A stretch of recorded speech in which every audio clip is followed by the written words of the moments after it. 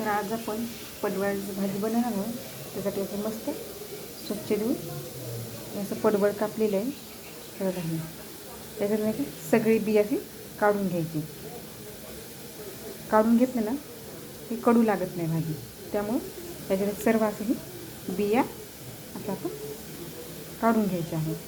तर अशा प्रकारे व्यवस्थित स्वच्छ करून घेतलेली आहे पडवळणी भाजी. मस्त बारीक चिरून घेतलेलं आहे. अशा प्रकारे चिरून घ्यायचं आणि याच्यावरती थोडी साल पण चाकूच्या साहाय्याने असं काढून घ्यायचं बघा. असं बारीक लसूण टाकून तेल टाकून मग त्याला फोडणी द्यायची. तर थोडं हिंग टाकायचं. अशा प्रकारे लाल झालं यामध्ये आपण पडवळ टाकून घ्यायचं. यामध्ये आपण चवीनुसार मीठ टाकूया. त्याचबरोबर हळद सर्व एकत्र मिक्स करून घ्या. आणि असंच नाही का ते झाकून ठेवायचं व्यवस्थित 5-10 मिनटासाठी. आणि वाफेवर कसं मस्त हे शिजल्या जातं. आता मस्त पडवळ नरम झालेली आहे.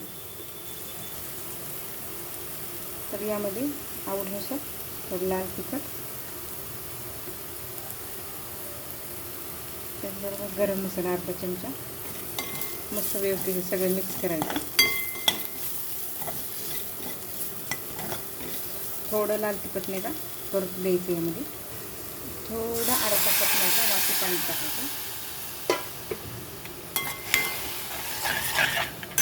मस्त आता याला शिजू द्यायचं. याचं पूर्ण पाणी आटलं की आपली भाजी तयार आहे रेडीसाठी. ही भाजी तुम्ही टिफिनवर पण देऊ शकता. लवकर बनते. वाफेवर ठेवायचं. थोडं पाणी टाकून शिजू द्यायचं. थोडं हे अजून पाणी आटलं ना पूर्ण, तर अशा प्रकारे आपली ही पडवळची भाजी झालेली आहे. अशा प्रकारे तुम्ही एकदा नक्की ट्राय करा. कशी वाटली नक्की सांगा. आवडल्यास चॅनलला सबस्क्राईब करायला विसरू नका. लाईक करा, शेअर करा. थँक्यू.